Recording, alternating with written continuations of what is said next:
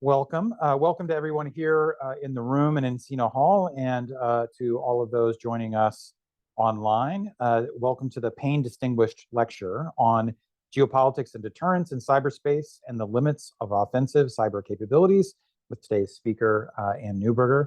For those of you who don't know me, I'm Colin Call. I'm the Stephen C. Haase Senior Fellow here at the Center for International Security and Cooperation at FSI. I'm also the faculty director of CSEC's program on geopolitics, technology, and security. The Payne Lectureship is named for Frank E. Payne and Arthur W. Payne, brothers who gained an appreciation for global problems through their international business operations. Their descendants endowed the annual lecture series at the Freeman Spogli Institute for International Studies in order to raise public understanding of the complex policy issues facing the global community today, and to increase support for informed international cooperation. The Payne Distinguished Lecturer is chosen for his or her international reputation as a leader, with an emphasis on visionary thinking, a broad practical grasp of a given field, and the capacity to clearly articulate an important perspective on the global community and its challenges. I go over that criteria because I can think of no one better who fits it than our speaker today, my good friend and former government colleague, Ann Neuberger. Ann is one of the world's leading experts on cyber warfare, cybersecurity, and emerging technologies. She served as Deputy National Security Advisor for Cyber and Emerging Technologies for all 4 years of the Biden administration. And for those of you who know how many hours people spend at the White House per day, and then multiply that by 7 days, 365 days a year for 4 years, it's a lot of time in windowless rooms, working on coordinating policy on some of the toughest issues of our day across the entire national security enterprise. Prior to that, Ann led the National Security Administration's Intelligence Operations and Cybersecurity Mission, in addition to serving as NSA's Chief Risk Officer. Prior to her time in government, which also, I should mention, included stints at the Pentagon and the Navy, Ann held several positions related to technology and operations at a large financial services firm. In short, I can't think of anybody on planet Earth better suited to discuss today's topic, and I'm looking forward to hearing Ann's lecture. The format will be the standard one for these types of affairs. Ann has about 30 or 45 minutes to present her remarks, and then I will moderate a conversation really with you all in the audience, and we'll also can take questions from those of you who are joining us online. So without further ado, let's welcome Ann Neuberger to the podium.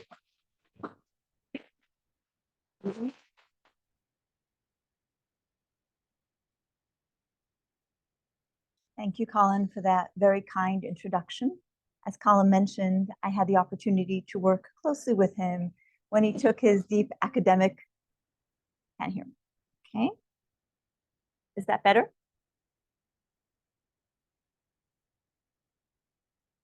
Good, okay.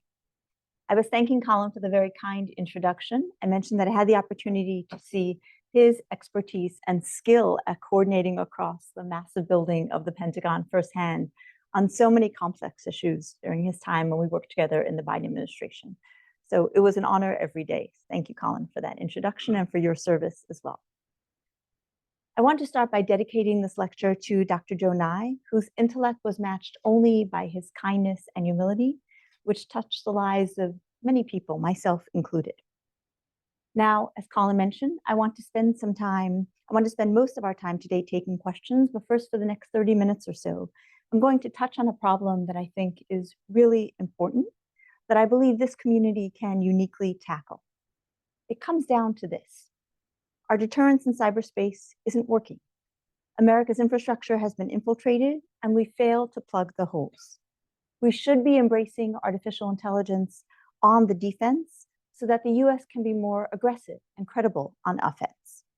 That could provide a new paradigm for the US's deterrence in cyberspace. I'll get into exactly what all of that means, but first, a story. It was May 2024, a Wednesday. I was in the White House getting a briefing on the intelligence community's use of artificial intelligence, but my chief of staff interrupted. Andrea Palm, the Deputy Secretary of Health and Human Services, was on the phone. Her calls rarely brought good news. It had been about a year and a half since hackers had viciously started attacking hospital chains, introducing disruptions in service that was truly life-threatening to the most sick Americans. These were institutions that never expected to be on the global front lines of a cyber conflict. They were largely ill-prepared. Andrea had agreed to become the point person for further attacks. So if she were calling, it would mean that people who were already struggling with their health now faced another threat. Indeed, the May 8th attack on that hospital chain called Ascension Healthcare encrypted thousands of computer systems and made electronic health records inaccessible across 120 hospitals. It affected diagnostic services, including MRIs. So the hospital had to hire runners to run images from MRIs into surgery. A NICU nurse almost gave a baby the wrong dose of a narcotic, one of many close calls and suspected errors resulting from handwritten prescriptions and offline safety systems. Hospitals were turning away ambulances and canceling non-emergency services. It wasn't a day on which any of us would want to be going in for emergency health care at one of the affected 120 facilities. Andrea wearily reported to me that it was too early to know how long it would take to recover, but we knew the cost would be grave. We ran through the playbook we'd developed, deploying special cyber teams from the FBI, ensuring the hospital chain was connected to the best commercial incident response firms, tasking the intelligence community to have them determine who was responsible, and asking NSA to double down on identifying creative ways to help the company unlock its network. We had tools, but they had limits. If the signatures that we gleaned from prior attacks held in this instance, the hackers were likely in Russia, laundering their ransom proceeds on cryptocurrency blockchains managed by virtual asset service providers in Russia. Small numbers of people in faraway places brutally abusing our interconnectedness for their own ends. I turned away from the AI briefing, ruefully reflecting that this was exactly the kind of attack that President Biden had told President Putin we wouldn't tolerate when they met, their only meeting as presidents, in Geneva in June 2021. We can discuss later why that warning didn't work. Ukraine was a major contributor. But whatever the reason, when we left office, the ransomware problem was worse than we'd come in. Far worse.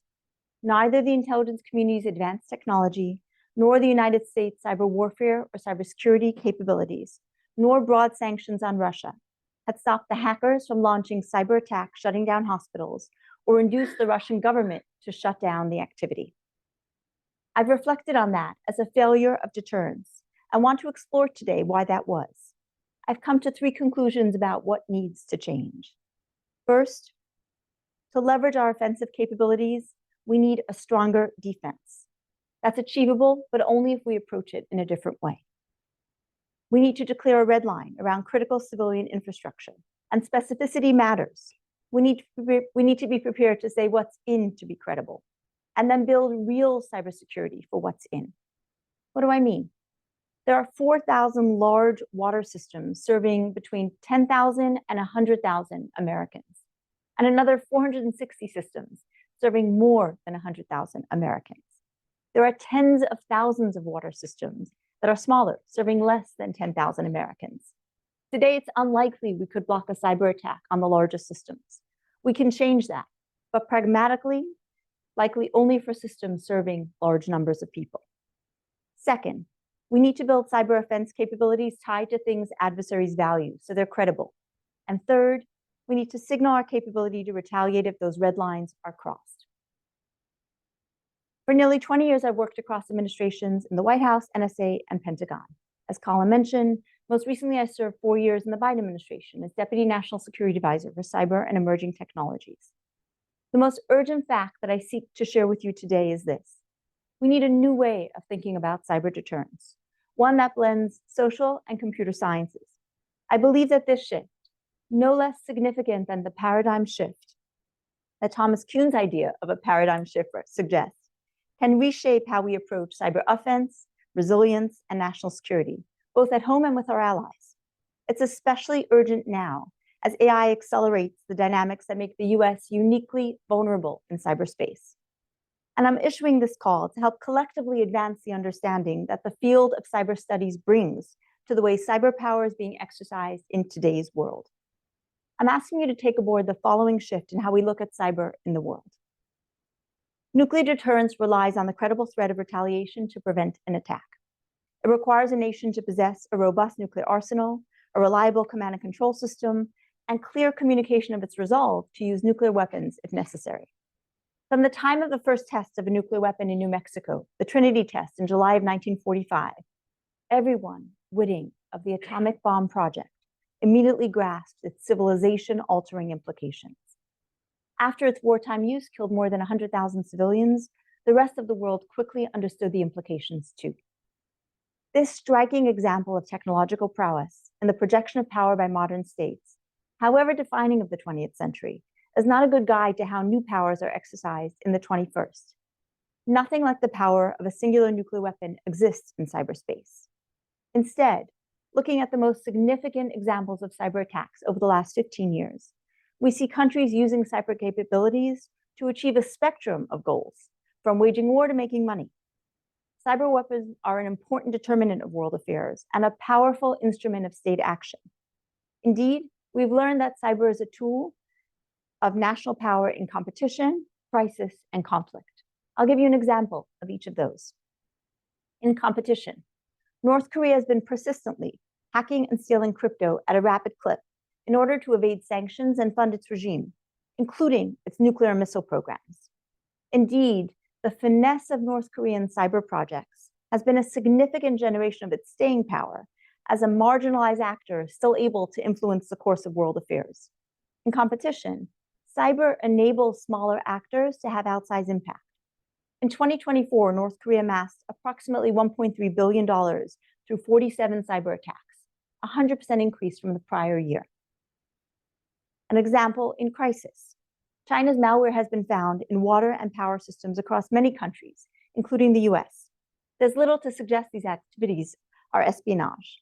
Instead, they look like efforts to pre-position for sabotage, for cyber attacks that shut down the power or water system, to impede US military mobilization in the event of a crisis, or undermine support for the government in the opening phases of a conflict. These cyber activities are integral to China's strategy of active defense or deterrence. And indeed, if these activities are successful, it's easy to imagine China being able to impose enormous costs on the US to deter us from intervening in a Taiwan conflict, circumscribing the US's ability to influence events in the Pacific Rim. And now an example of cyber in conflict. Israel's pager attacks on Hezbollah last year led to outcomes of strategic significance. Through extensive planning, Israel identified that pagers were used exclusively by Hezbollah members and kept close at hand to enable members to be called up to conduct military operations. The cyber attack played a key role in disabling the terror group, whose missiles had killed at least 46 civilians, forced the evacuation of 90,000 people from Israel's north, and terrorized Lebanon for 2 decades. Israel's cyber attack laid the groundwork for its subsequent military operation, which removed Iran's most potent proxy in the Middle East, demonstrating the enduring power of well-timed, targeted cyber attacks aligned with strategic goals. So the paradigm we've used to think about offensive cyber, that it's a powerful weapon, is both too narrow and too far-reaching. And there is the potential to achieve conventional deterrence in cyberspace, but that comes with caveats due to the unique aspects of cyberspace, including the difficulty of attribution and predicting how an adversary will respond. Attribution is technically hard, as is determining the intent behind an attack. It's very difficult to tell the difference between espionage and pre-positioning for sabotage. I've sat in the White House and discussed technical details with our intelligence experts to determine, for example, if China's presence in our transportation networks is for intelligence to gather information about travelers, or pre-positioning a capability to shut down those networks. Cyber attacks can weaken an adversary and covertly send a message of escalation, but it's hard to know how much to turn the dial of cyber pressure to achieve a given outcome. An example of this was Iran's attack on Albania in 2022, which locked government networks and publicly released sensitive government information on a leak site. Those actions caught the attention of the Albanian president. Iran conducted the attack to pressure Albania to expel members of the Mujahideen-i-Khalq, an exiled Iranian resistance group. However, the attack failed to meet Iran's goals. Albania cut diplomatic ties, expelled Iran's ambassador, and strengthened its cybersecurity, but they did not expel the MEK. In conflict, cyber attacks have altered the contours of war, on the battlefield, in the homeland, and in cyberspace far from the war itself. Consider Russia's disabling attack on Ukraine's military communications on the eve of its invasion. Consider Israel's devastating attack on Hezbollah's fighting force via the pager attack. Imagine the impact of a Chinese cyber attack shutting off power in Guam, or encrypting the networks on which the US and its Indo-Pacific partners coordinate military operations. How cyber is used in conflict can indeed alter world history, but there's a catch. Cyber operations resemble conventional warfare, airstrikes or naval battles or ground combat, involving both offense and defense. The US deters conventional threats through superior military power. But we don't have that dominance in cyberspace. We see weaker adversaries conducting cyber attacks against the US while avoiding conventional attacks. Why? The US lacks cyber dominance because we're asymmetrically vulnerable in cyberspace, and hence hesitant to use offensive cyber capabilities, lest critical systems succumb to an adversary's retaliation. To leverage offensive capabilities, we first need stronger cyber defenses. That's achievable, but only if we approach it in a new way. Indeed, what I'm conveying is significant and a departure from how we've thought about cyber to date. What kind of cyber deterrence is possible? And what does it take to build it? The late Dr. Joseph Nye outlined 3 types of cyber deterrence. Deterrence by denial, making it too hard or costly for attackers to succeed, for example, by building strong cyber defenses. Deterrence by punishment, threatening a credible retaliatory response, cyber or kinetic if attacked. And finally, deterrence by entanglement, making mutual dependence a reason to avoid conflict. Nye emphasized that our goal is to make an attacker believe 3 things: that the attack won't work or not at the scale intended, that they'll pay for it with something that matters to them, and that the attack could backfire geopolitically. Nye outlines 3 questions whose answers should shape a country's deterrence strategy. Who do we want to deter? What actions do we want to deter? And what will accomplish that? So as we outline a new paradigm for cyber deterrence, let's start by answering those questions. First, who do we want to deter? We aim to deter countries and criminals. From what? Espionage, coercive bargaining, and sabotage in cyberspace. Let's discuss each of those 3 in turn. Espionage. Nations have been stealing each other's secrets for thousands of years, and it's unlikely that'll change. But one category of espionage is different. State-sponsored Chinese hacking of non-Chinese companies as part of China's race with the West. The Obama administration attempted to negotiate an end to Chinese hacking of US companies in 2015. The agreement was soon breached by China. And indeed, while US companies continue to lead in certain strategic technologies, the US's stated policy is not to hack for corporate benefit. There's little incentive for China to stop. Our restraint undercuts our deterrence. So one idea to restore deterrence, to deter state-sanctioned hacking of US corporations, the US could explore a tit-for-tat policy, stating that if the US finds China attacking American companies, the US will allow espionage for corporate purposes. Let's talk about deterring coercive bargaining. Criminals' coercion in cyberspace, like the hospital chain we discussed, has exploded. Cryptocurrencies availability, government's uneven enforcement of anti-money laundering standards, and above all, Russia's safe haven for actors.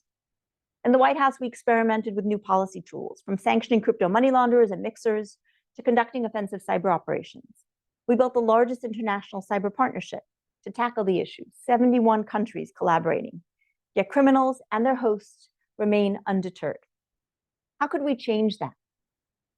These mostly Russian hacker groups are largely motivated by money, so imposing costs could be a way to deter them. The US conducted cyber attacks to disrupt their operations, but those were limited in scale due to capacity constraints and higher priorities. So what if we gave the private sector latitude to hack back, allowing firms to identify and strike back at ransomware operators or the virtual asset service providers that facilitate ransom payments? The downsides of this approach are not trivial.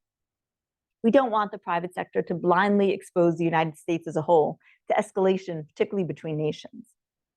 The upside would be creating deterrence against both Russia and the criminals it protects. If Russia, which is providing a safe haven to ransomware operators today, continued its practice, the US would provide safe haven to commercial operators to engage in hackback activities from the US in response. A third type of activity in cyberspace we seek to deter is cyber sabotage.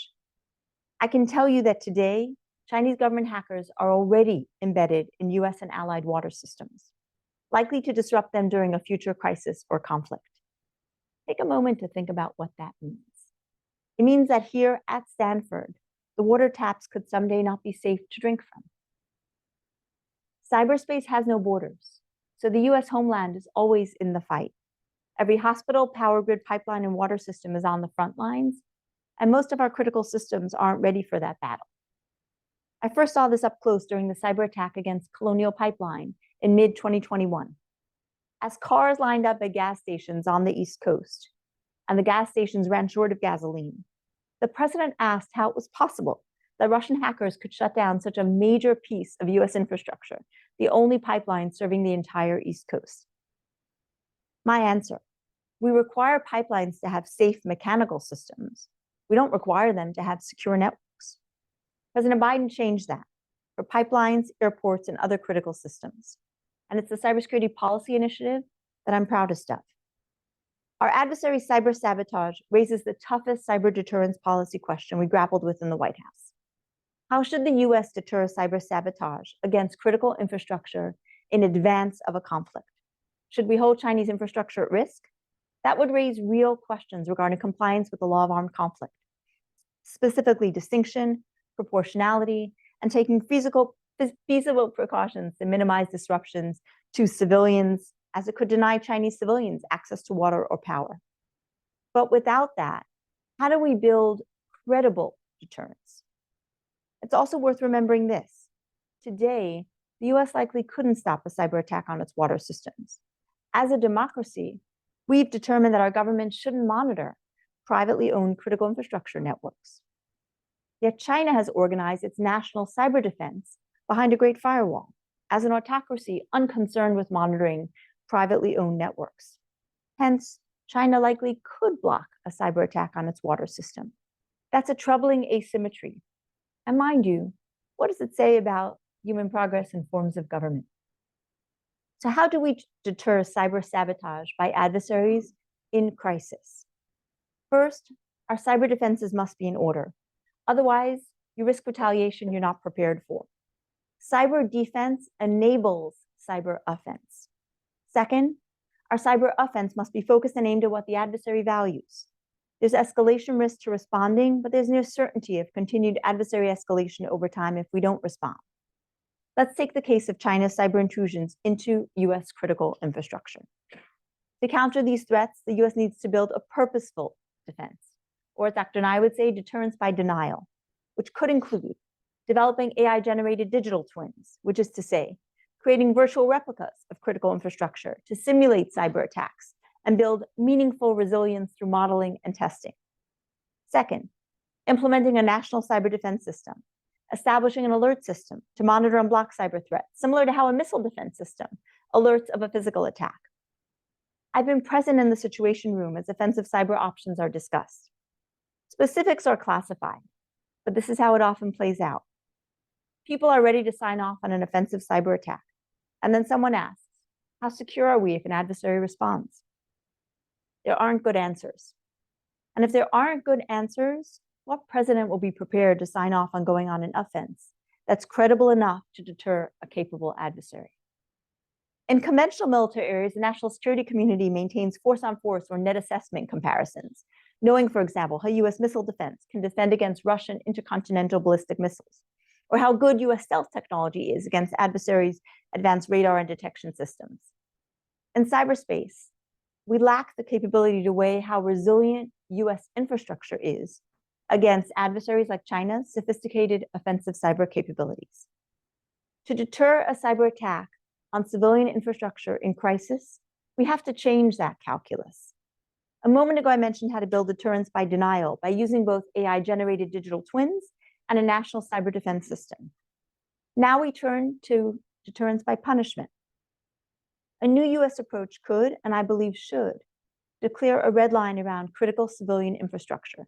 Specificity matters. We need to be prepared to say what's in to be credible. Second, build cyber warfare capabilities to enforce those red lines. Should we, for example, be positioned to impede Chinese military capabilities in a crisis? That seems straightforward. What about conducting cyber attacks against adversary power and water systems? The key question is what's of value to an adversary in cyberspace? We shouldn't just design cyber warfare capabilities to mirror those of our adversaries. These strategic objectives and valuable targets could be very sensitive to time, meaning the intended impact time could be temporary. For example, the US purportedly conducted a cyber attack to disable Russia's troll farm, spitting out influence operations on social media before the 2018 midterm elections. Ensuring the troll farm was disabled, so its influence operations were disabled for the week before the elections and then until they were certified, was the only time period that that attack needed to be successful for. So I talked about declaring a red line, building cyber warfare capabilities against things adversaries value. The third is signaling our retaliatory capability. Signaling is an important part of deterrence. In cyberspace, it has to be done carefully so that it's credible and enduring, with enough detail to show it's real, but not enough details when adversary can just fix the access that enables our capability. Russia flickered the lights in Ukraine a few years before its invasion of Ukraine. That enabled Ukraine to significantly improve the cybersecurity of its power systems to withstand another attack. Cyber deterrence doesn't create certainty, but it can create enough doubt to stop the first strike. So let's apply this new paradigm we've been talking about to a specific scenario. The scenario of deterring a cyber attack, disabling the air traffic control in a major city's airport. I'm a New Yorker, we'll use LaGuardia. Let's give thought for a moment to the conventional equivalent. If Chinese or Russian bombers bomb the air traffic control towers in a big city, we would consider it a declaration of war. In all cases, our immediate response would be to shoot them down and respond kinetically. In cyberspace, the US has warned adversaries, notably the Chinese, that a cyber attack that caused physical harm or loss of life would be treated as an act of war. But if a piece of malware is inserted and then activated to disable air traffic control and no lives are lost, the situation is shades of gray. So applying our proposed deterrence paradigm to this scenario, our strategy to build deterrence would involve both cyber defense and offense. On defense, we'd invest in redundant air traffic control systems, air gap backups, and AI-driven anomaly detection to reduce impact. We'd conduct red team simulations and wargaming that, in this case, China can observe or infer from leaks, showing that the system is hardened.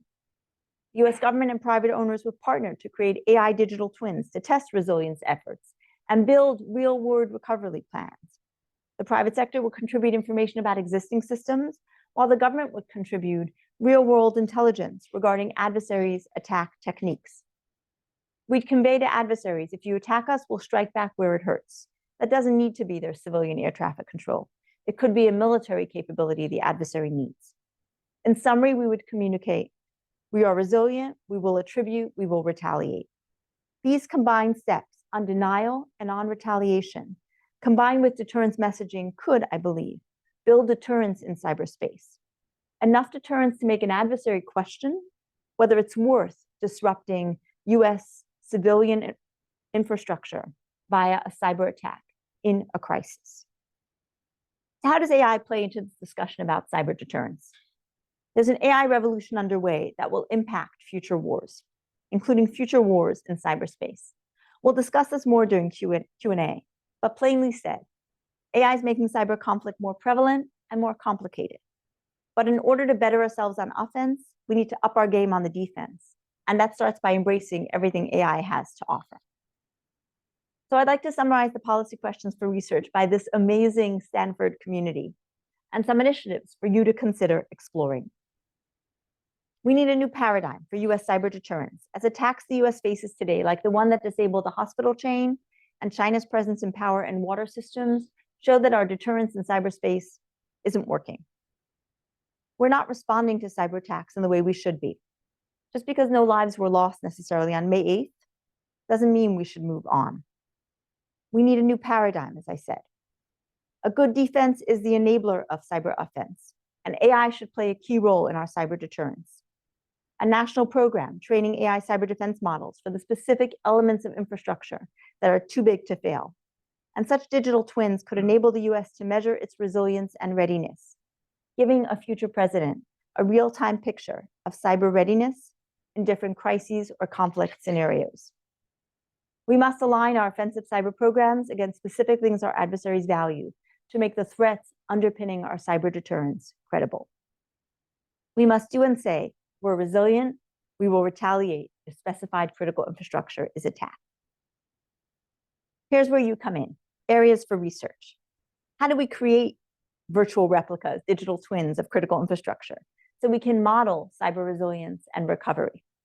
How should we apply AI to ramp up capabilities on both offense and defense? How do we make cyber exercises realistic and effective in signaling our capabilities to adversaries? Notably, how do we do so with allies? How would we license private sector actors to hack back against non-state actors like ransomware criminals to build deterrence? Given the risks, how could we make this work in practice? Given the advantage authoritarian countries have in defending their nations in cyberspace, how would we, consistent with our laws and values as a democracy, monitor our most critical networks to block a cyber attack? I think Americans expect that our largest cities' air traffic controls are monitored by the best government cyber defenders. They're not, due to that concern about monitoring as a democracy. Our largest cities' water systems.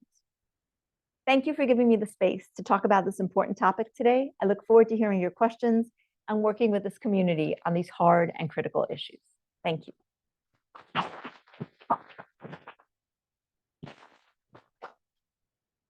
Great. All right, I'm going to turn to the audience in a minute, but I'm going to take the chair's prerogative to ask a couple of questions of Anne. So we're obviously sitting in the heart of Silicon Valley. We're just down the road from San Francisco. There are a lot of people in this ecosystem that are AGI pilled. They believe that some form of artificial general intelligence, models that are smarter than the smartest human beings on the planet across a wide range of cognitive tasks is imminent. 1 year, 2 years, 3 years. All right. Maybe that's true. Maybe it's not true. We don't know. It's hard to use the future as evidence.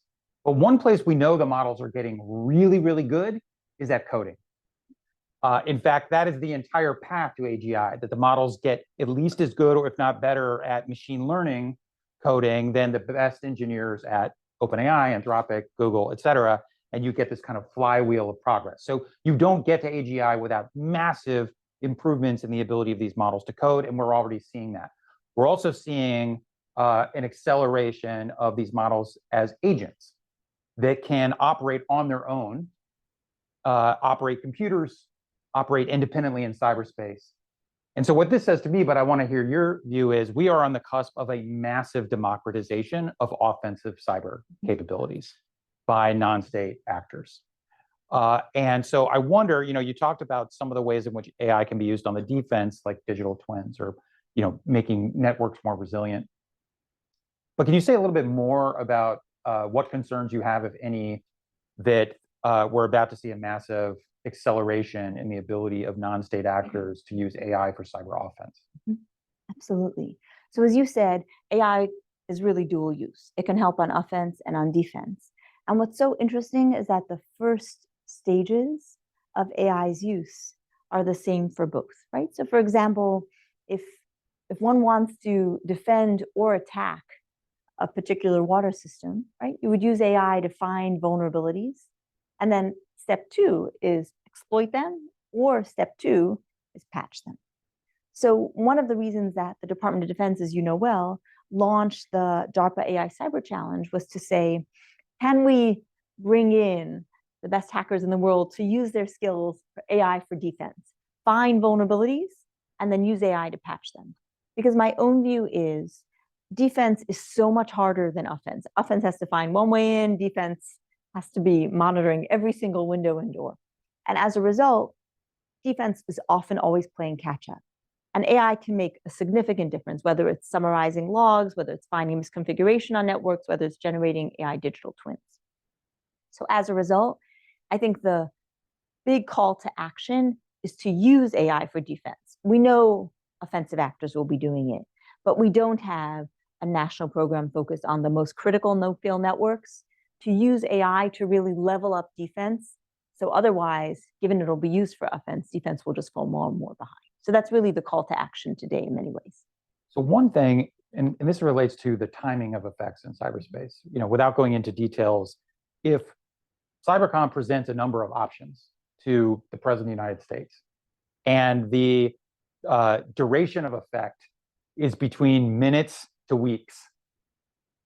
Well, if it's just minutes or hours, it doesn't seem very potent. And the same has to be true if you're in North Korea or China or Russia. So is there also something about the ability to use AI, not just to patch vulnerabilities ahead of time, but to reconstitute networks more quickly so that the adversary knows that the duration of their effects will be less, and therefore the threshold for using them changes? Is there anything to that?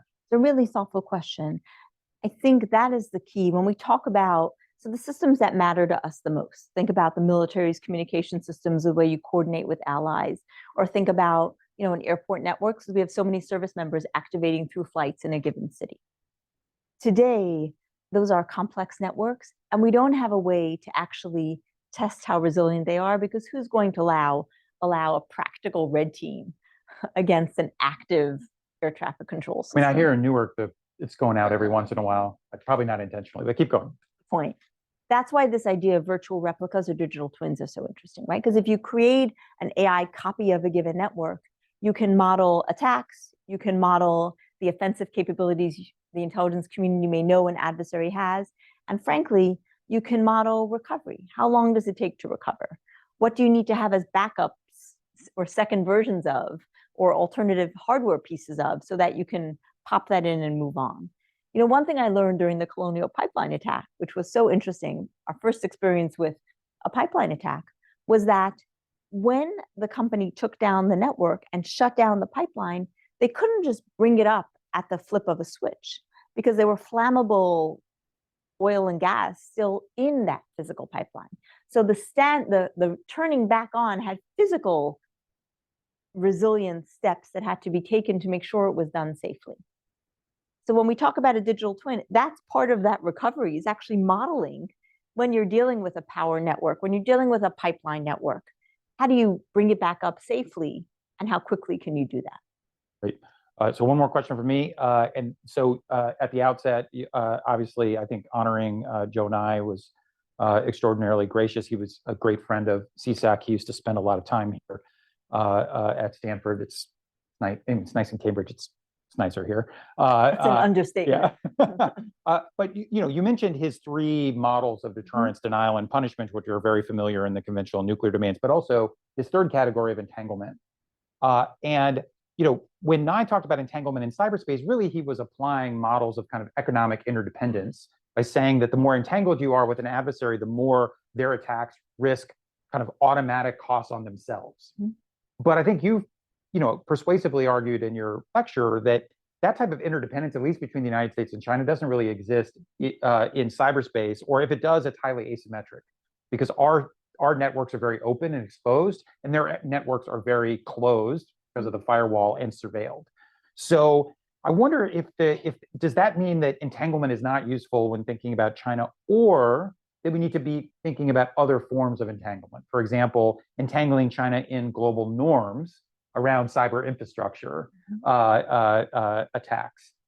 Is there a way to embed China alongside other countries in a set of normative principles that would lead leaders in Beijing to think that if they carried out certain attacks, it would bring on to them costs not just from the United States, but kind of broader and more diffuse economic and diplomatic costs because of this normative structure? As you correctly noted, I focused on the first 2 of the 3 because those seem like the most impactful and practical and near-term achievable. I think what we've learned from, over the last decade, the US government, the Department of Justice sanctioned individual Chinese actors, sanctioned organizations that supported Chinese government cyber attacks, and yet the number of attacks continued. So in practice, I think we've seen that sanctioning of individuals doesn't seem to have much impact. With that said, working on building norms can only be helpful. So as you know, the UN's GGE, Global Governance, I think, global governance experts defined cyber norms in 2015 and revalidated them in 2019.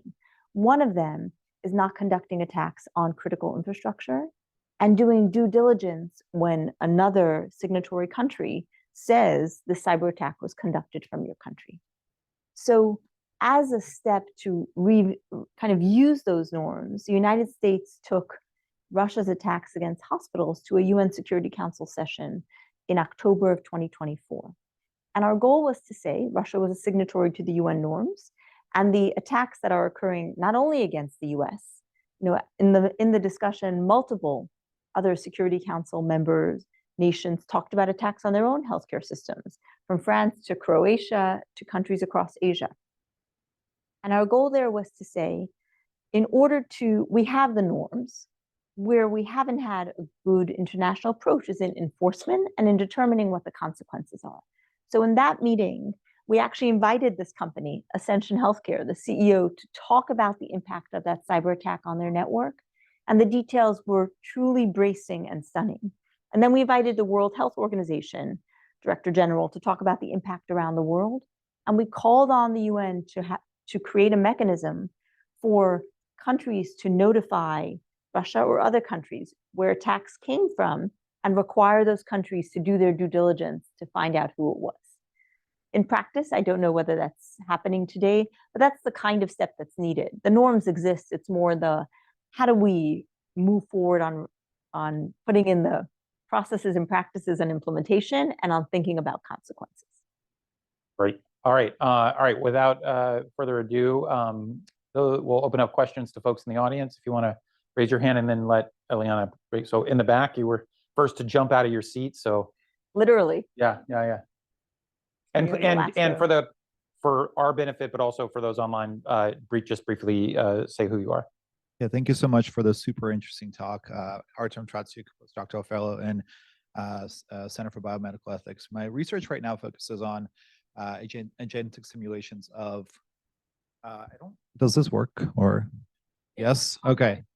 I'll just really loudly speak so you can hear me. We can so I do work in simulating personas as a way to model systems and try to create agentic systems as a means of creating scenarios, like deliberation scenarios, kind of say if I had a bunch of former secretaries of states that we're trying to model in a simulatory environment like you were talking about. The challenge I've been seeing is that it's hard to see it more than just an educational tool, because I don't really understand where it falls well in the utility pipeline of actual real life scenarios. So I'm curious to hear your take on where or what would be successful KPIs from which this type of research can translate into a useful tool that's actually applicable in the real world. It's a really interesting question, and it ties to a question Colin asked a moment ago, which was, could a country build capability to recover quickly and signal that as well as part of deterrence, right? So if you had, for example, agentic capabilities running on a network that could determine which systems were down or could determine how broadly there was impact, that could help get a good picture of a network that was down and what it would take to recover. The time, for example, it would take to recover, or where to optimize recovery based on the kind of, is it a domain controller? So it needs to be brought up first. So you could see where those kinds of agents running on a network could give a more accurate picture to drive and determine recovery. I mean, similarly, as we think about, one of the really interesting areas to use AI in critical infrastructure is from a cybersecurity perspective is, for example, in energy networks, right? Monitoring a network to see what might be unusual. So you could see, one of the biggest challenges we have in complex networks is what's normal, what's an anomaly, so that you can identify that anomaly and then quickly investigate it. So one could see where, similarly, agents that identify anomalies and then look to segment that part of a network so an attack potentially couldn't scale quickly could be helpful. I wonder, there's, as our AI companies and their hyperscaler partners are in this mad race to build as much compute as possible that requires enormous amounts of energy, I think there's also an imperative to use that energy efficiently. I think both Microsoft and Google have in-house programs to try to understand their own energy requirements and the demand it's putting either on dedicated behind the meter plants or off the grid to use it more efficiently. It strikes me that it's also an opportunity, frankly, to have more visibility on threats that may be materializing in the critical infrastructure. So I wonder whether there's a prospect here to use the fact that the AI companies themselves are going to be vulnerable to this critical infrastructure as an incentive for them to help fix it. It sounds like a very convincing argument there. All right. Scott. I'm Scott Sagan, professor of political science and the co-director here at CSAC. And can you share your thoughts about the pluses and minuses of drawing red lines? You argued in favor of specificity, but I think sometimes political leaders like to keep their options open. And sometimes they're concerned, or the military can be concerned, that a red line is an invitation to do things below the red line. Mm-hmm. So I'd welcome both your own thoughts about pluses and minuses of red lines, but also you referenced in the very beginning Biden's conversation with Putin and suggested that it didn't work. And the question is, was that because of lack of specificity? Was it because of lack of credibility? Was it because of the political questions about how staff produces red lines in a complex bureaucracy? Thoughts about red lines? So this is an area you've studied and thought about quite a bit. And the key word here is credible. We are a vast country with vast amounts of critical infrastructure.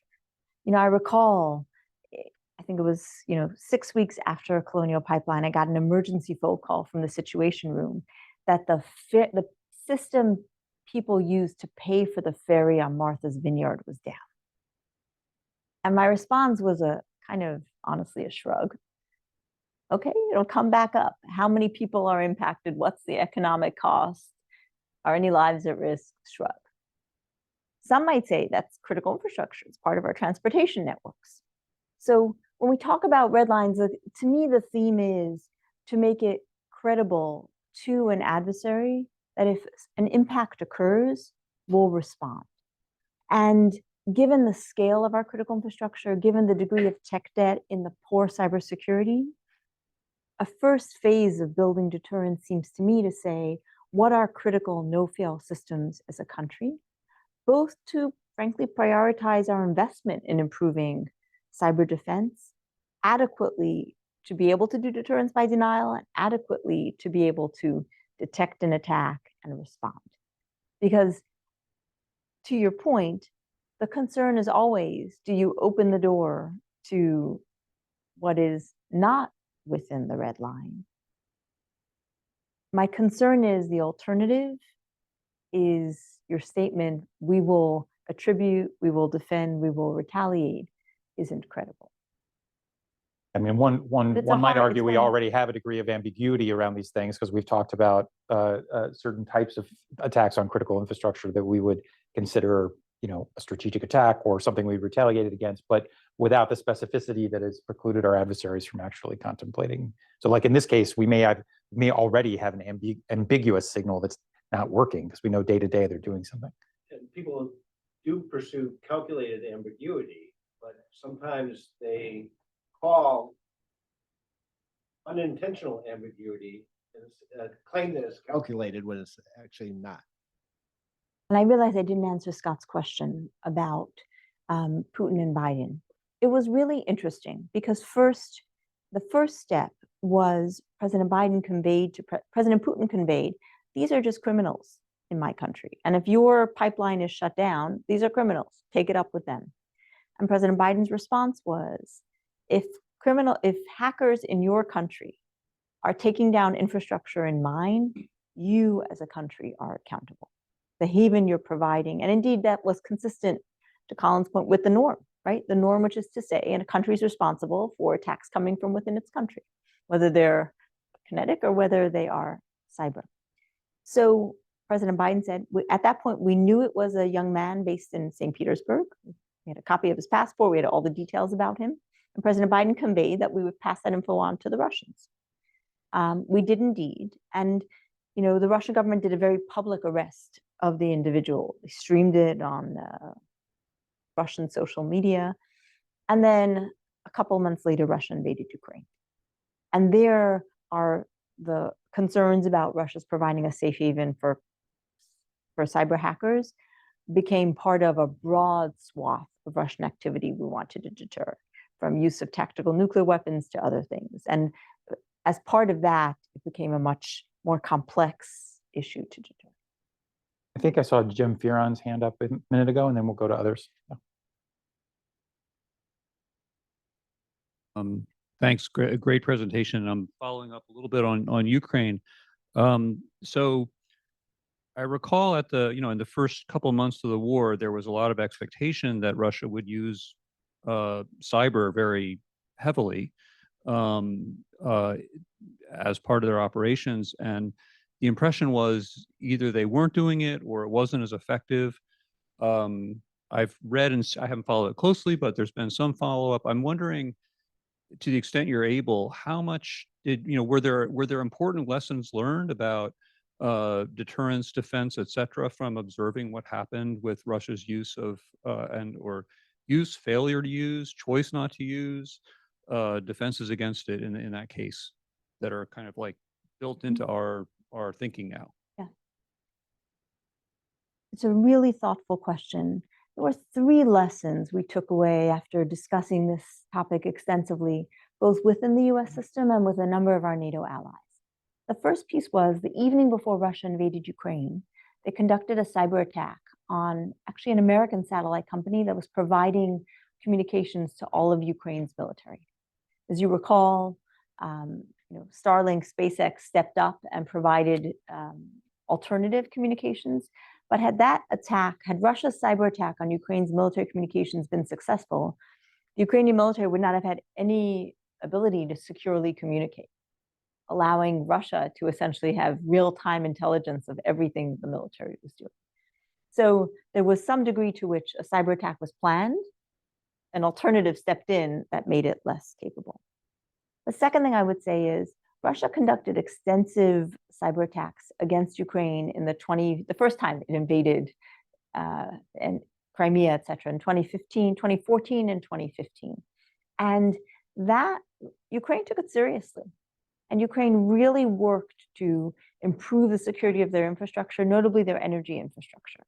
In the months prior to Russia's invasion of Ukraine, once we had the intelligence that an invasion was likely to happen, Ukraine cut off its ties to the old Soviet energy grid and connected to the EU one, because it knew that physically when it was on one grid, it couldn't protect it. So those steps Ukraine took were significant in better protecting itself. And then the step up of the private sector, moving Ukrainian data into the cloud so it wasn't accessible and available, played a key role as well. So I think our fundamental lessons learned were there were cyber attacks planned, resilience on the private sector really mattered. And then finally, we knew that Russia's plans for invasion were kept very, very close hold. There wasn't a lot of integrated cyber planning into the military plan. And then once the invasion started to go badly, we saw Russia's intelligence services shift to determining everything they could from an intelligence perspective and using kinetic attacks as just a more enduring way to achieve outcomes, whether it was disrupting energy generation or infrastructure broadly. I think what we don't know, having been there along with you during this period, is I think actually the demonstrated resilience of Ukraine in cyberspace was pretty remarkable. We sent the Hunt Forward teams there ahead of time. AWS and Microsoft and Google Cloud helped them migrate their data. You talked about Starlink coming in to make sure that the Viasat outage didn't cause a problem. All of that demonstrated resilience. The problem is, of course, it didn't contribute at all to deterrence because Russia didn't know any of that ahead of time. And so I think the challenge is, how do you signal ahead of time that you're resilient? Mm-hmm. And would, the counterfactual is, would Russia's behavior have been different had they known Now, maybe they wouldn't have done it, or maybe they would have gone kinetic earlier because they knew that they couldn't generate the effects through cyberspace. It's hard. And to your point, as the Yeah. talk we're talking about is Ukraine having credible offensive capabilities against things that matter to Russia, and signaling that potentially could have contributed to that deterrence as well. Yeah, we have a couple over here. I saw Herb and one more hand up. Oh, right there. Gentlemen, yep, right in front of you. Go ahead, Matt. There. I'm Matt Wigler. I'm a law student in my third year, and I'm fascinated by this idea of incentivizing private actors to hack back when they've been hacked as a way to create deterrence. I'm interested, though, being a law student, in some of the legal issues that might complicate that, and some of the legal opportunities that might exist too. And I guess that they exist on two levels: one, the domestic level laws that might prevent or enable that, and then the international level. And on the domestic level, obviously, companies would face liability for attacking other actors. You could have Congress, pass laws that would abrogate that. Maybe you could do it without Congress having to pass a law if you could get courts to consider this to be like a response to piracy on the high seas, in a scenario where you have like some precedent for retaliatory capabilities. But I'm curious what your thoughts are on what kinds of obstacles and opportunities exist and how we could address them, whether the political will would be there to do it with Congress, and what steps the executive could take, like maybe telling the DOJ that they wouldn't prosecute companies that participate in this kind of program, but then you'd need state prosecutors to be on board too. So all of those questions. So you've already accepted the request to take this on as an area of research, I see. It's very interesting. It could be a note. So the first thing is I was noting this as one specific type of deterrence for one specific set of actors and one specific set of activities. State-sanctioned criminals provided a haven, so they're outside the reach of Western law enforcement, and countries providing that haven as a convenient way to put pressure on another country while saying these are just criminals, right? So it's a particular scenario, a particular set of actors, and the goal is to say, right now we don't have deterrence for either Russia, which is the haven for most of these actors, or those actors. So creating a tit for tat where, much as Russia provides haven to them, such a policy would provide haven for sanctioned, approved, specific kinds of reactions. So I think all the questions you talked about, like the precedent of letters of marque, are exactly what needs to be explored. The goal is to say this would be a way to augment capacity and ensure that you don't have the US, a country, responding against state-sanctioned criminals, but you might create a parity there. There's clearly downsides, and that's exactly what needs to be explored here. I have Herb over here, and then we have a couple of hands here, and I also have a couple of questions from online I want to get to. Go ahead, Herb. Thanks. Herb Lynn, CSAC, do cyber and emerging technologies. Thank you for your talk. It was a great talk. You've made a compelling case for we have to increase our cyber resilience, cyber defense, so that we can respond in cyberspace, because that will, by increasing our cyber defense capabilities and resilience capabilities, we will be able to blunt any kind of counter reaction to our attacks in retaliation. Is that a fair statement of the way you've laid out your argument? Yeah.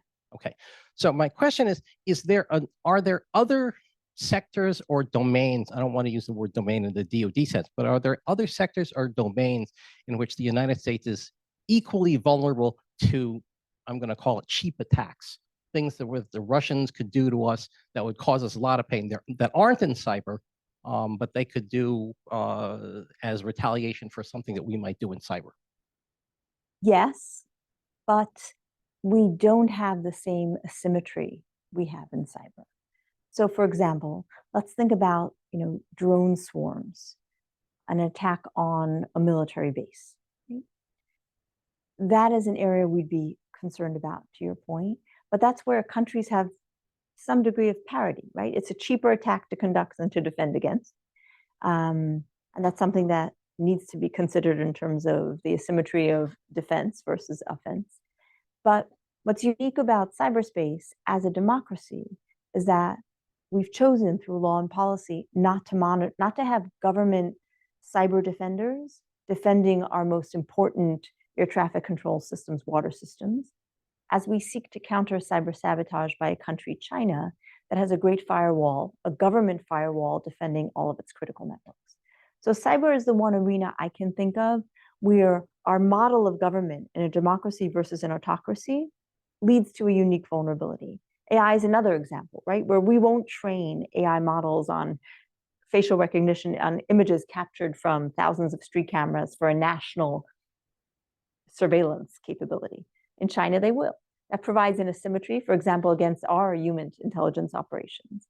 So that's another example. But I think that asymmetry in law and policy makes us uniquely vulnerable in cyberspace and is augmented by AI, which, as we talked about, makes offense even easier.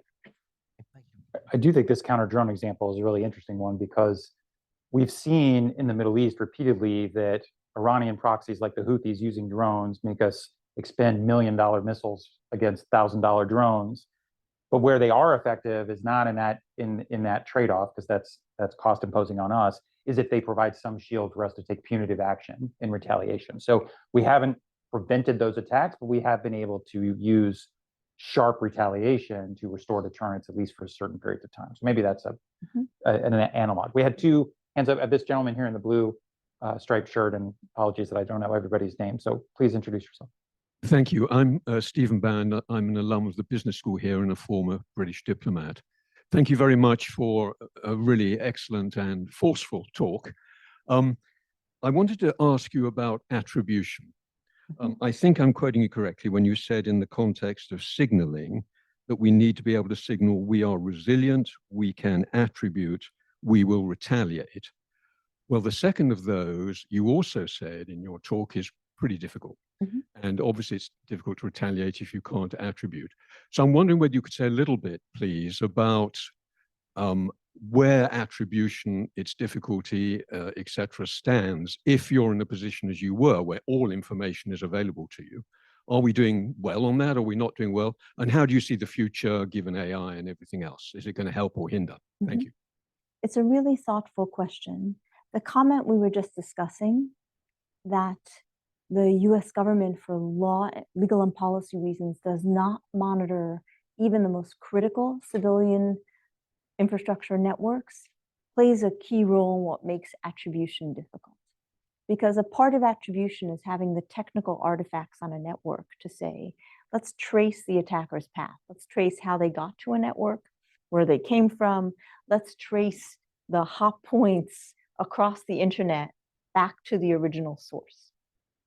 In the US system, we have a foreign intelligence service, like the one I worked for, that monitors outside the United States. We have a domestic service that, where there's a case to suspect a crime, can monitor in domestic networks. And then we have individual entities, Colonial Pipeline, Ascension Healthcare, the hospital chain we talked about, that are responsible for monitoring their own network. In other words, getting that picture of, the attack that shut down a given hospital and tracing that back to the attacker can be difficult to do at cyber speed. That is often what makes attribution difficult for the kinds of networks that we're trying to talk about deterring cyber sabotage against. And that is why sometimes the first notice of an attack and the most useful partners are telecoms, firms like Microsoft and Google that run global cloud networks and can often help us trace an attack, whether it's the UK or the US, in a key way. So it is technically challenging, but it's also technically challenging because, one, it's harder to draw that line. AI does make that easier in terms of sometimes collapsing the covert networks that are used to hide tracks. And in fact, that has been useful in making, in some recent intelligence community attributions, AI has played a key role in tracing through attempts to hide tracks. Good. A gentleman there, and then I have two online questions and we'll come back to the room. Go ahead. A comment and a question. Drone cyber. And introduce yourself, please. Sorry, Mark Seiden, Internet Archive and Engelberg Center of NYU. So the Russians are doing drone reverse engineering and drone attacks in the battlefield. That is cyber without a doubt. You seem to be focused a lot on, the fixed static infrastructure. that they might attack. But, you know, they'll just shut down the drones in the field, which are killing them at the moment. So that's the comment. And the question is, you seem to think that the leverage that we'll get out of AI applies to both the defense and the attacker situation.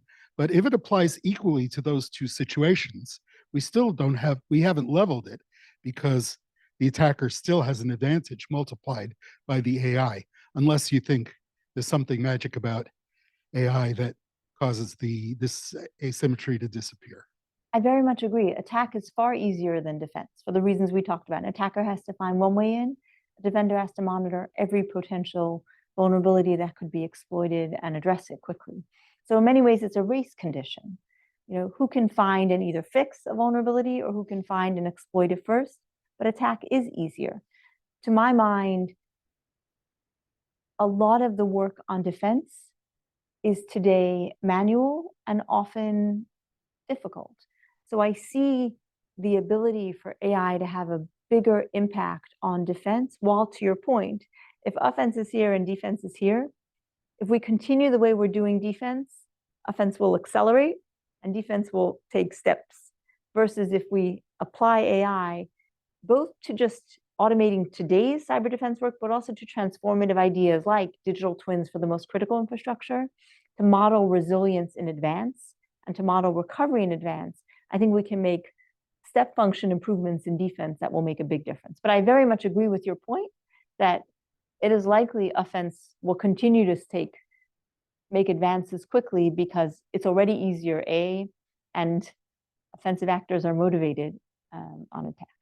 So there was actually an online question that was very similar. It came in from somebody named Anonymous, which I assume is not the hacker collective Anonymous, but given the nature of the question, it could be. It was similar in the sense that it says if AI is equal or favors the offense, is it already basically too late? And the punchline of the question is, if China and Russia have already infiltrated our networks, is it too late for defense, even defense enabled by AI?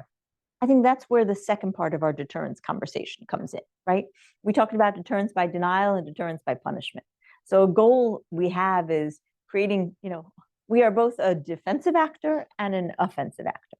And AI helps us on offense. So building more capable offensive warfare capabilities against things that our adversaries care about. And then as part of a combined message, the three things we talked about is use AI for defense, build purpose-built offense on things that hurt an adversary, and then signal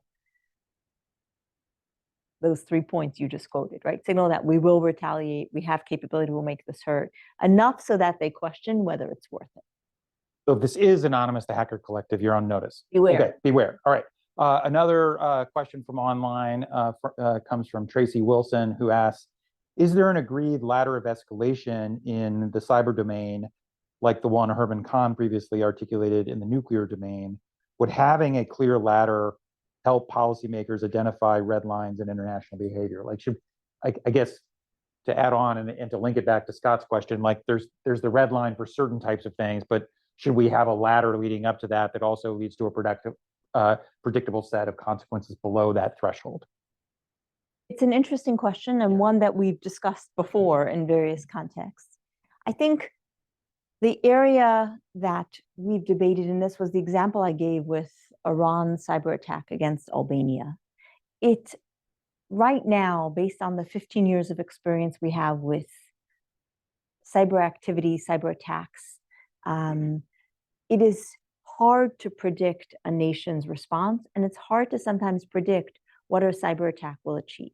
Iran's goal we talked about was to get Albania to expel the Mujahideen Khalq, this Islamic, the resistance group. The way they did it was essentially taking down Albania's government networks and then releasing really sensitive content on a leak site. And the Albanian president took notice. This was, and it was something significant to them. And yet their response was, as we talked about, expelling the Iranian ambassador, investing in improving cybersecurity, but they chose not to expel the group because it aligned with their larger political strategic goals as part of their partnership with the West. So I think as a result, it's an area that's a good one for research to say, when you think about deterring a cyber attack, for example, against civilian air traffic control. By the law of war and the concerns about proportionality, distinction, etc., we would have concerns about conducting a cyber attack against an adversary's civilian air traffic control. What we really want to determine is, what is a target that hurts that would be an equivalent? And I think that's where we could do some research and work on what those ladders look like, but they're not necessarily tit for tat in a way that potentially in a nuclear context we thought about. Yeah, I mean, proportional doesn't mean symmetrical. Right. Yeah. All right, back to Scott the had a room. I think Scott had two fingers on Oh, that. sorry, two finger. I'm used to Scott pointing fingers at me. I just didn't realize it was two in this case. I just wanted to add another idea that would be ripe for further research.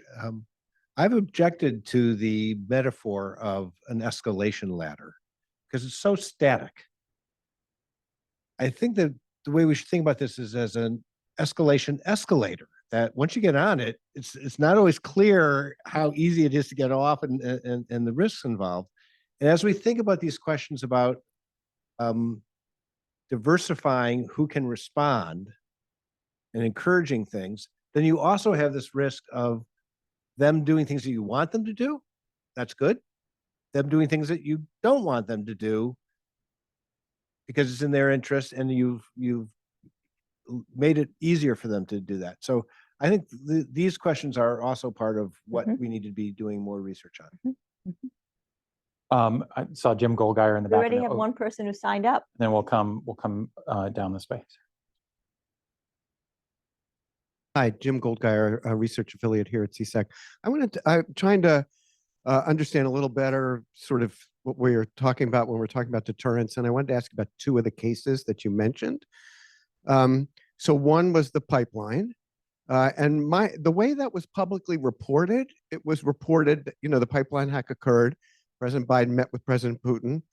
President Biden reminded President Putin what we could do to them as they did something to us, and essentially then restored deterrence. I mean, that's the way it was presented. So I wanted to know if that is how you understand it.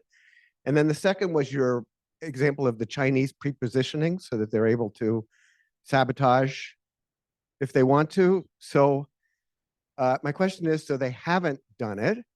So does that mean deterrence has been successful, or is it the case that they haven't wanted to do anything? They just want to be ready in case we do something to them, and so they're using it for their deterrence. So I'm just trying to understand with those two cases what we're talking about with respect to deterrence. So in the first case, as you noted, President Biden was conveying that the US government would hold the Russian government accountable for disruptive attacks against critical infrastructure. Given the rise, hospital attacks doubled the next year by Russian criminals in Russia, clearly deterrence didn't work. And I mentioned that Ukraine played a key factor in that once Russia invaded Ukraine, the complex set of things we were seeking to deter in terms of Russian activity increased significantly.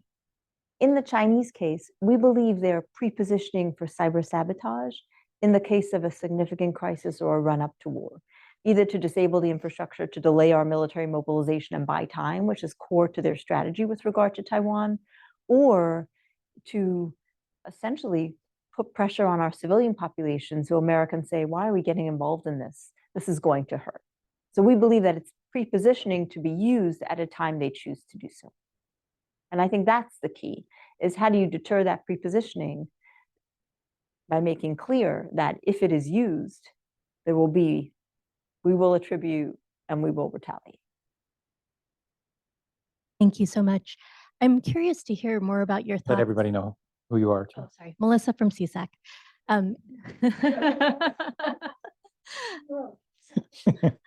But your thoughts in terms of how to communicate with the public, especially on risk in terms of the difference between espionage and sabotage as a way of incentivizing both firms as well as the public to incentivize their policymakers to get moving a little bit faster, and how you would do that without scaring or risking, panic. Yeah. And my understanding is that Melissa is a noted diplomat who served in some very, very difficult places for the US government. Thank you for your service. This being the most difficult place you've served, just for the record.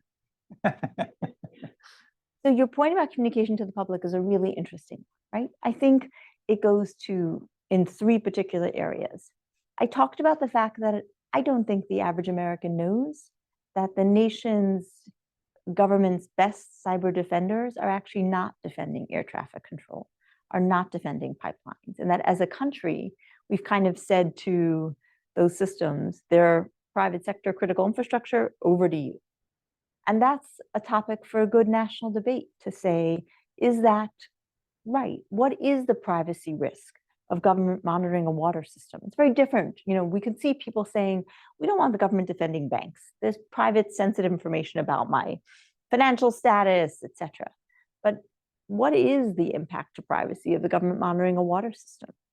And you put that on a scale, perhaps the risk of having the nation's best cyber defenders not doing so is a greater risk than the privacy risk of them doing so. So I think those are the kinds of conversations in a country are important in order to consider, are we optimized as a democracy to defend, particularly against a country with a great firewall? Piece number 1. And then the second piece, to your point about communicating the risk to the public, that's a part of then, so if we said, for example, the second part, we want to create digital twins of our most important critical infrastructure. We want the support for a national plan to do so, talking to the public about the risk to those critical services and why, as was noted earlier, it's easier to be on offense than on defense, would be a way to get buy-in for a changed, more innovative, updated approach to deterrence. Yeah, we got a mic here. Thank you, Anya Manuel, Hoover Institution visiting fellow. Hi, Anne. It's nice to see you.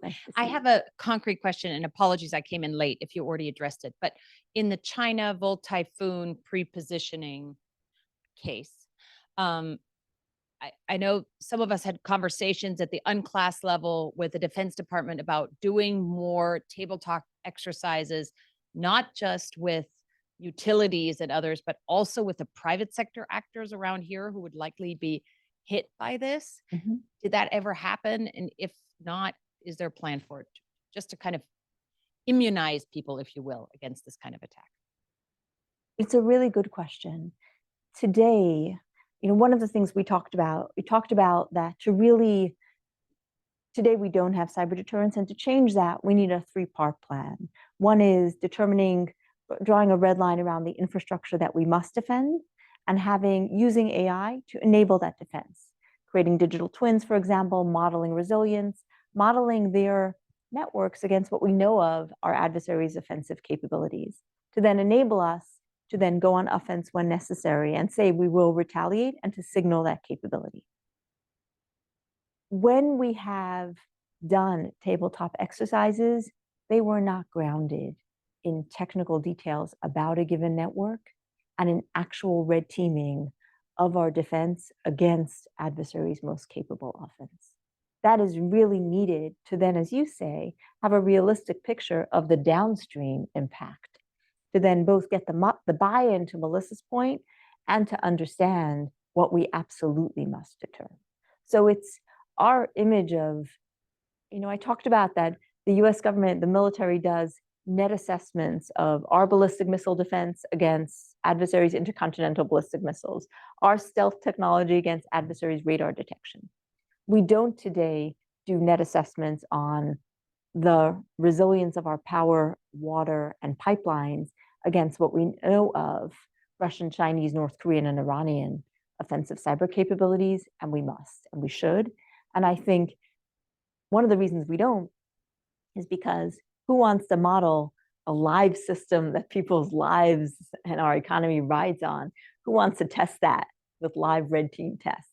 I think if we created virtual replicas and digital twins, we could do real live tests to know what would fail and what resilience is needed to avoid that failing or to ensure recovery in a period of time we could deal with. And I think, Anya, to your point, you know, to the conversations that the Defense Policy Board had on this topic, at the intersection of what the military could do and what Anna's talking about are the aspects of critical infrastructure upon which our military directly depends, but does not control. So think of the municipal water treatment plant that is not on the base, but off the base. or the electrical plant that is off the base. So if there's one place where the Pentagon should be motivated to be involved in tabletops, utilizing the types of tools that Ann talked about, it should be at places on Guam or in Hawaii or in other places where we know that China is going to come after civilian infrastructure to try to stop the United States from projecting power in a war. A common misconception is that our nuclear deterrent is running on water and power systems that are dedicated to it. It's not. It's running on the local power and water system. So that's a really important Mhm. Yeah. The US military has the authority to go one ring further out. Like, Oh, I think they will. between the I just mean, general. mine wasn't actually that we shouldn't care about the rings out. It's where we start. That's all. No, you and I are in violent let's start with agreement the about, basics. there's a woman right behind you too. Hi, Rihanna Pfefferkorn. I work at the Institute for Human-Centered AI, but this isn't an AI question. It's a CISA question, meaning the statute, not the agency. So you'd mentioned that part of the difficulty of attribution is basically governmental respect for the confidentiality of privately owned networks, which leaves it up to network defenders to share information in order to get a fuller picture of what's happening on the ground. It's my understanding that the statutory authorization for information sharing is set to potentially expire in the relatively near future. I don't know the status of renewal efforts, but let's say it lapses. What do you see as the practical future of information sharing among network defenders on the ground after having so many years of doing this in practice with all the difficulties that it's encountered, but without the statutory authorization that has been in place for the last few years? I will say that the statutory authorization is important. It's pretty low impact. Because at the end of the day, we would see again and again, a hospital, was hit. The FBI would approach the hospital and say, we really want to be able to attribute it.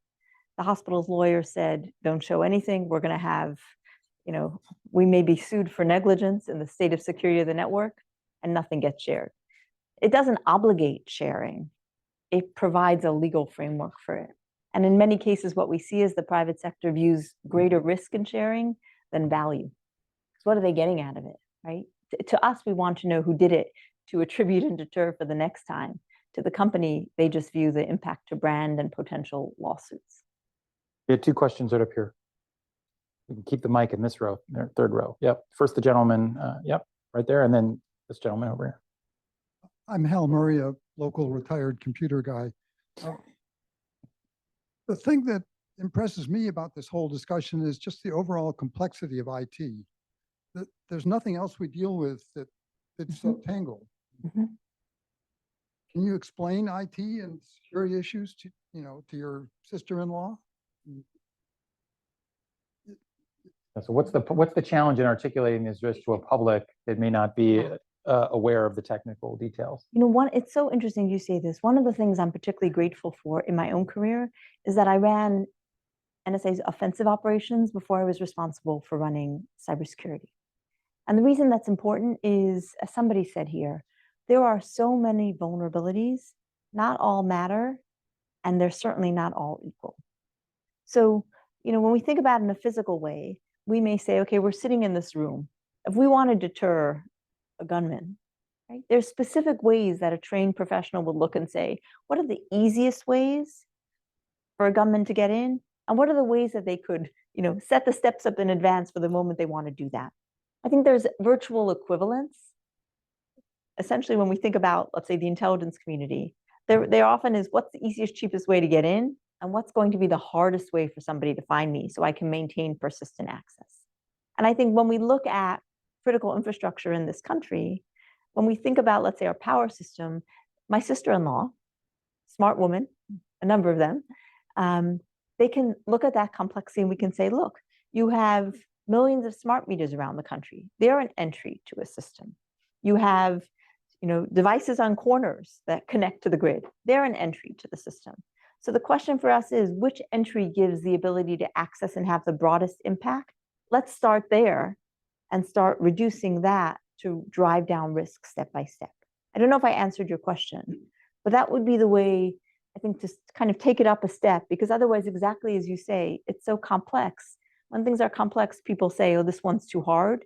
And then it's hard to get the buy-in to change the things that need to change to build real deterrence. The other half of the question is how does complexity impact the expense? Does that ripple to the CTO of the hospital or the pipeline understand, was he getting support and money from CFO? You talked about tech debt. You mentioned tech debt earlier, Exactly. and that's a huge problem in critical infrastructure, but also in the U.S. military. Can you maybe say a little bit Yeah, more about so, that? it's so interesting you say that. The Colonial Pipeline attack happened on a Friday night. The CEO called me and said, can I get my CIO and chief risk officer on the phone? Because we're just trying to figure out, how do you recover from this? And what had happened was essentially when the pipeline network was first built, the part of the network that actually controlled the physical pipeline wasn't connected to the internet. So it was built, the old security by obscurity, right? It wasn't accessible. Then, the company wanted to do billing in a more precise way. They wanted to track better where oil and gas was flowing across this pipeline. And they started connecting it for good reason, right? To maintain more efficient and effective operations. But along with that, they introduced a measure of risk that the system wasn't built for. And that is where now, using, and these are large networks with a great deal of tech debt. I think that's where creating virtual replicas of those networks to then model and say, okay, AI, build the easiest, cheapest attack against this.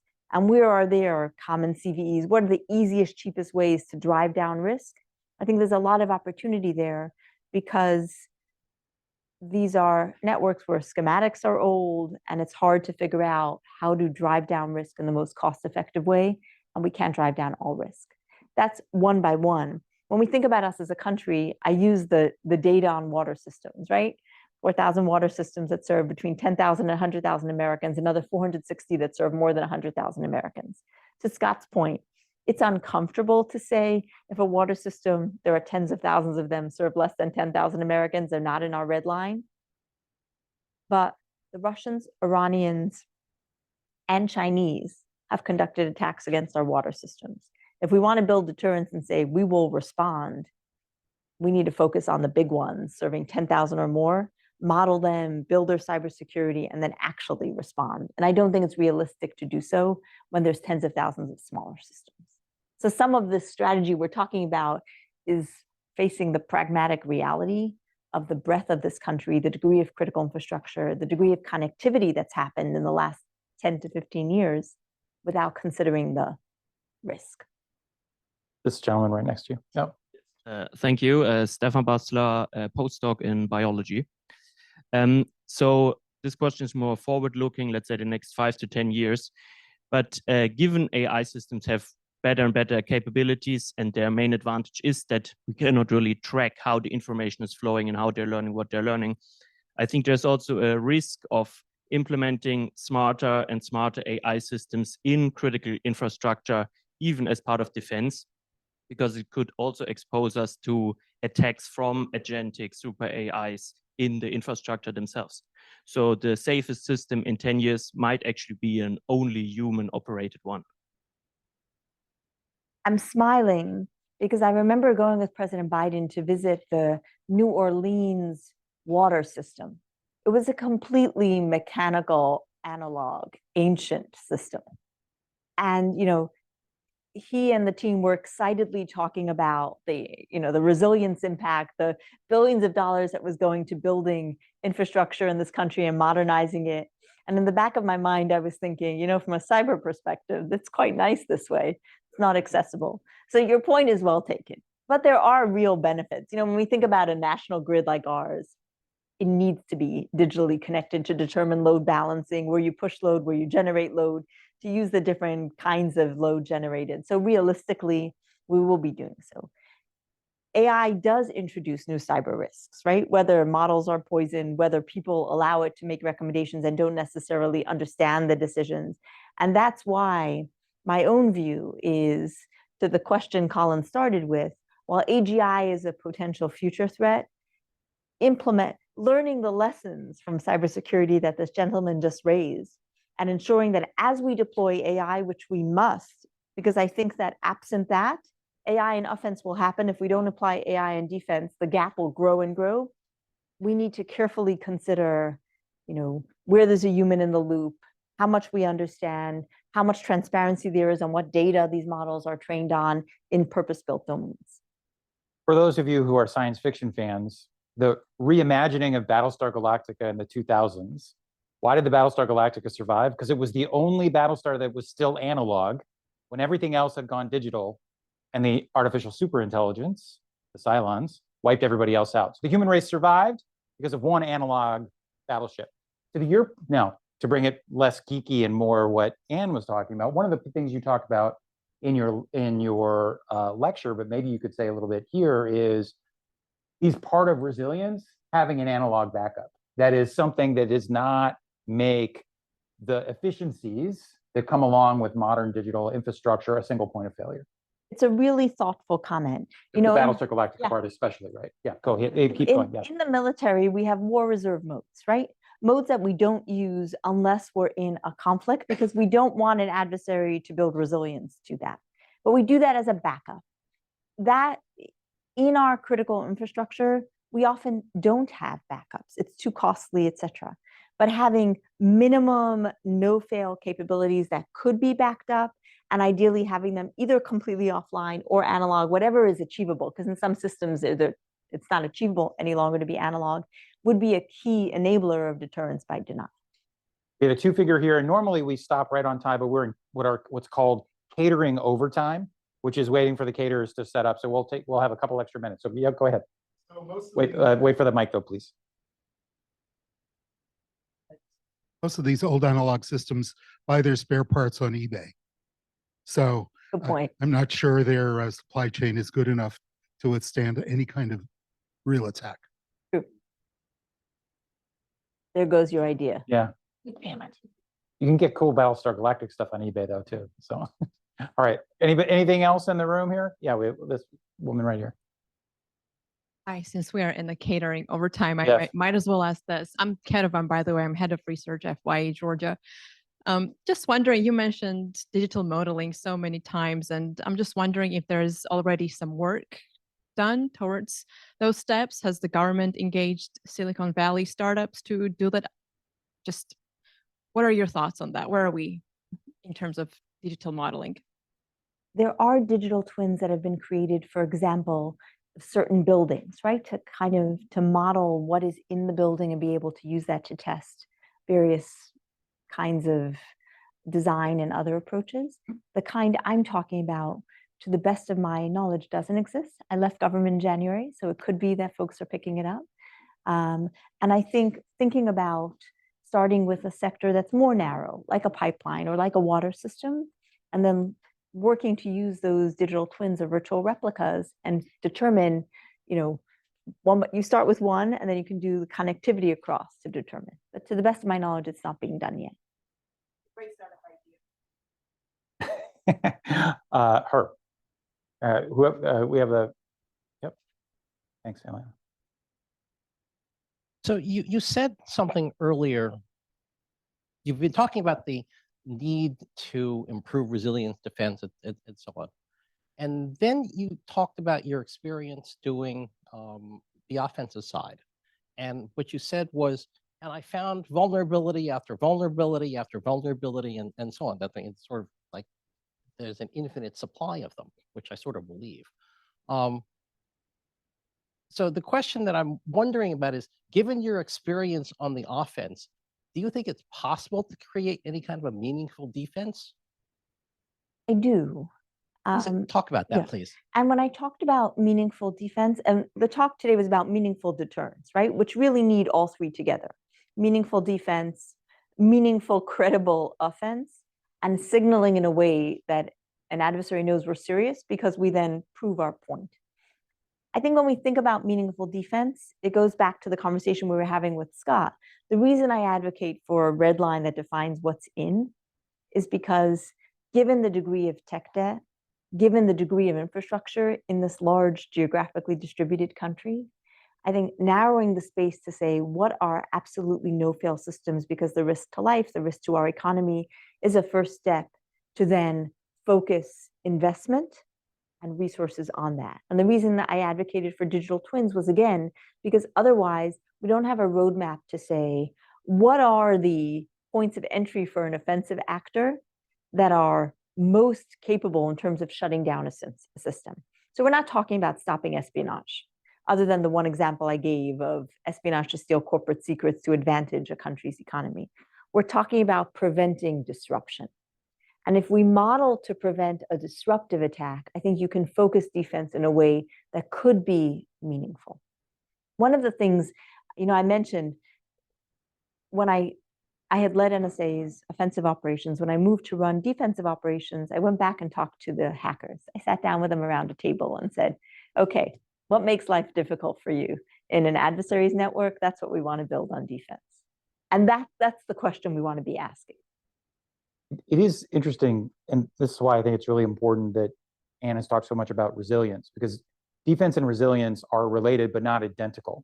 But because you don't have to, defense suggests you have to defend every target of the attack. Resilience basically says you have to make the overall, what the capacity and capability of a network resilient in the face of attacks that will succeed, right? So think about in outer space.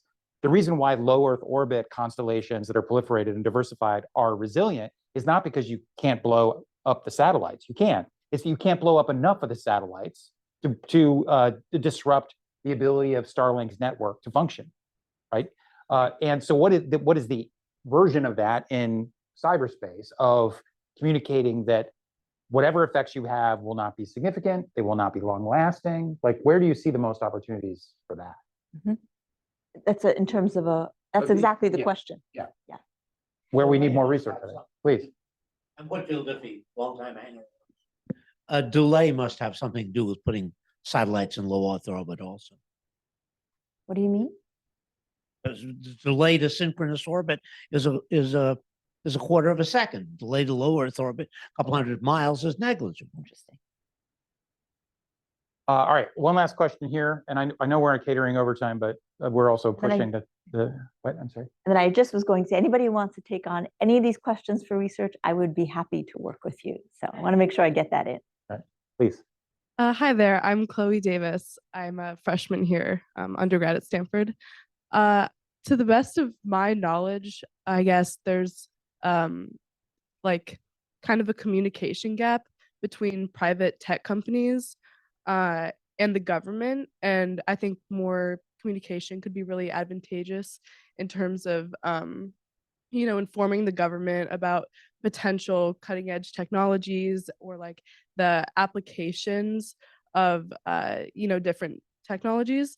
And I'm just wondering, how do you kind of like incentivize more dialogue between like tech companies, like the private sector, and then also the DoD or other, I guess, defense agencies? Maybe talk a little bit based on your experience, both at the NSC and at NSA, about like what type of dialogue actually does happen with the Microsofts of the world, those types. Yeah. So to Colin's point, there's a lot of dialogue that happens below the surface. So for example, companies with global networks, let's take Microsoft as an example. Microsoft has superb visibility of cyber threats because they're deployed on hundreds of millions of endpoints around the network, around the world. Cisco has great visibility because their firewalls, right, are deployed around the world. They just released an open source AI model that related to a model they had trained on Cisco specific data from their devices deployed around the world and the different attack techniques that they see. So there is a fair amount of both classified and unclassified communication that happens by the largest companies that run the nation's and the globe's digital infrastructure.